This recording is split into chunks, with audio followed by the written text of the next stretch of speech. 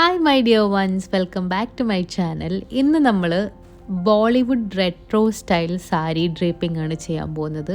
അപ്പോൾ ഇതിനായിട്ട് നല്ല ഒലഞ്ഞു കിടക്കുന്ന സാരി, പട്ട് സാരി ഒന്നും വെച്ച് നമുക്കിത് ചെയ്യാൻ പറ്റില്ല. സോഫ്റ്റ് കോട്ടൺ സാരിയോ ഷിഫോൺ സാരിയൊക്കെ ഇതിന് പറ്റുള്ളൂ.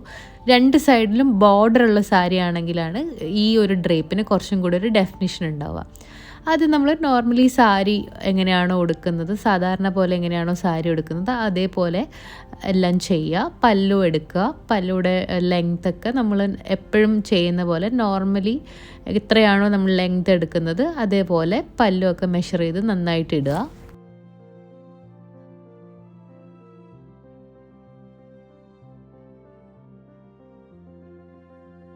പല്ലു പിന്ന് വെച്ച് സെക്യൂർ ചെയ്തതിന് ശേഷം ബാക്കി വരുന്ന ഫാബ്രിക് നമ്മുടെ പുറകിൽ കൂടെ ചുറ്റിയെടുത്തിട്ട് സാരിയുടെ ഒരറ്റം നമ്മളെപ്പോഴും താഴത്തെ പ്ലീറ്റ്സ് എടുക്കുമ്പം വലിച്ച് കുത്തില്ല, അതേപോലെ നന്നായിട്ട് ടൈറ്റായിട്ട് ഒന്നിക്ക് പിന്ന് വെച്ച് സെക്യൂർ ചെയ്യുക, അല്ലെങ്കിൽ നമ്മുടെ പെറ്റിക്കോട്ടിലേക്ക് ഒന്ന് ടക്കിൻ ചെയ്ത് വെക്കുക.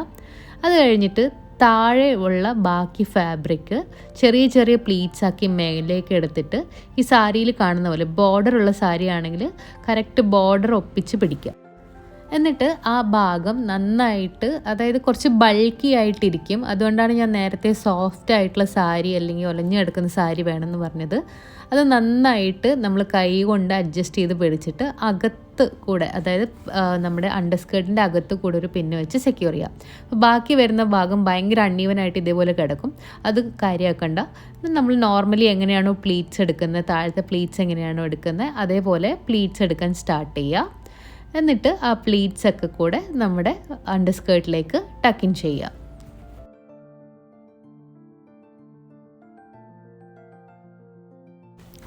ബാക്കി വരുന്ന ഭാഗമൊക്കെ പുറകിലേക്ക് ടക്കിൻ ചെയ്ത് കഴിഞ്ഞാൽ നമ്മുടെ സാരി ഓൾമോസ്റ്റ് റെഡി ആയി കഴിഞ്ഞു. അപ്പോൾ പ്ലീറ്റ്സ് കുറച്ചൊന്ന് ബൾക്കി ആയിട്ടിരിക്കും, പക്ഷേ അത് കാര്യമാക്കണ്ട. കൈ വെച്ച് നന്നായിട്ടൊന്ന് പിടിച്ചു വിട്ടാൽ മതി. എന്നിട്ട് താഴത്തെ പ്ലീറ്റ്സും കൂടെ നന്നായിട്ട് പിന്ന് വെച്ച് സെക്യൂർ ചെയ്യുക.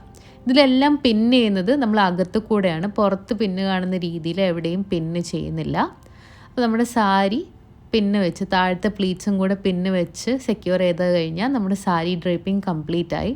ഭയങ്കര എളുപ്പമാണ്, നല്ല ഭംഗിയാണ് കാണാൻ വേണ്ടിയിട്ട്.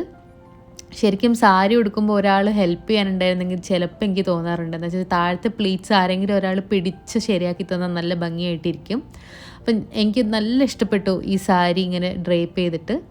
നമ്മളൊരു ഹാഫ് സാരിയൊക്കെ ഉടുത്ത പോലത്തെ ഒരു ഫീലിംഗ് ആണ് ഉള്ളത്. പണ്ടത്തെ ഹിന്ദി സിനിമയിലൊക്കെ നോക്കിക്കഴിഞ്ഞാൽ ഇതുപോലത്തെ സ്റ്റൈൽസ് കാണുമായിരുന്നു. അപ്പോൾ ഇത്രേ ഉള്ളൂ ഇന്നത്തെ വീഡിയോ.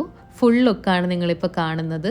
ഞാനിങ്ങനെ കറങ്ങി കാണിക്കുന്നത് ഇതിൻ്റെ പുറകു വശം എങ്ങനെ ഇരിക്കുന്നു എന്ന് നിങ്ങളെ കാണിക്കാൻ വേണ്ടിയിട്ടാണ്. അപ്പം നിങ്ങൾ ചാനൽ സബ്സ്ക്രൈബ് ചെയ്യാത്തവരാണെങ്കിൽ ഒന്ന് സബ്സ്ക്രൈബ് ചെയ്യുക, ഫ്രണ്ട്സിനും ഫാമിലിക്കൊക്കെ ഷെയർ ചെയ്യുക. ഇനി എന്താ ഇമ്പ്രൂവ് ചെയ്യേണ്ടതെന്ന് പറയാം. അപ്പോൾ അടുത്തൊരു വീഡിയോയിൽ പുതിയൊരു ഡ്രേപ്പിംഗ് ആയിട്ട് വീണ്ടും കാണാം. Thank you so much for watching.